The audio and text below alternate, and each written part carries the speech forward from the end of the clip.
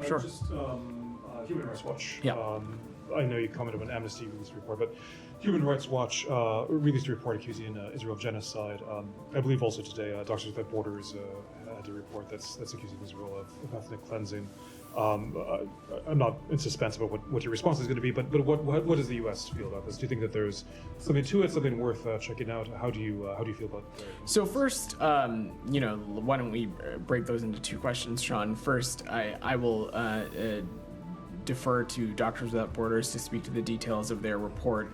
What I can say is that even within their report, they make pretty clear that they don't have the legal authority to determine intentionality, and I certainly don't have an assessment from the U.S. government to offer today as it relates to ethnic cleansing. But we continue to appreciate the important role that's played by civil society organizations, including Doctors Without Borders, and we're deeply concerned about the scale of civilian harm in this conflict, and we're continuing to emphasize that the parties need to comply with IHL. But most importantly, it is because of the circumstances and the crises that we're seeing that we are working so tirelessly on an agreement to stop the war and bring all the hostages home, and ultimately improve the humanitarian situation and get us on a path to an enduring resolution to the conflict in Gaza. That's what we are squarely focused on.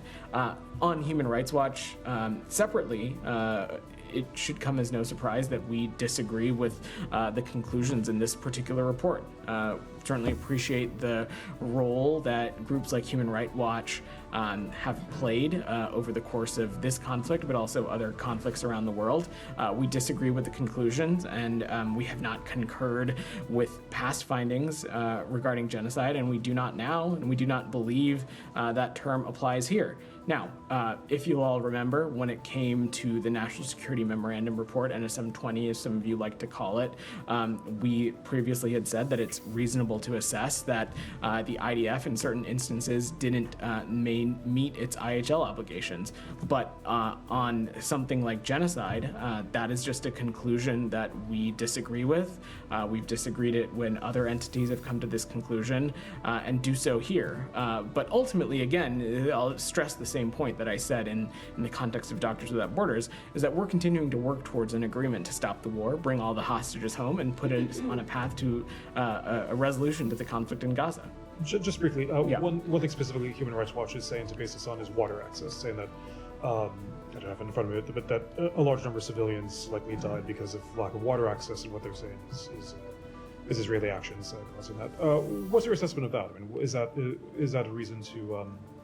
is that an equally concerning finding, and why does the U.S. not think? So certainly we need to be doing everything we can to ensure that water access is strong, and that everybody who needs water in Gaza is able to get it. That is something that we have stressed when we have talked about the influx of humanitarian aid, of the need for products like water and food and shelter and medicines. But again, specifically, when it comes to a determination of something like genocide, the legal standard is just incredibly high. And so the finding in this scenario, we just disagree with. That does not take away from the fact that there is a dire humanitarian crisis in Gaza. And it doesn't take away from the fact that, of course, there are so many in Gaza who are struggling from water scarcity. And these are the kinds of things that we're continuing to press with partners in the region, including with Israel.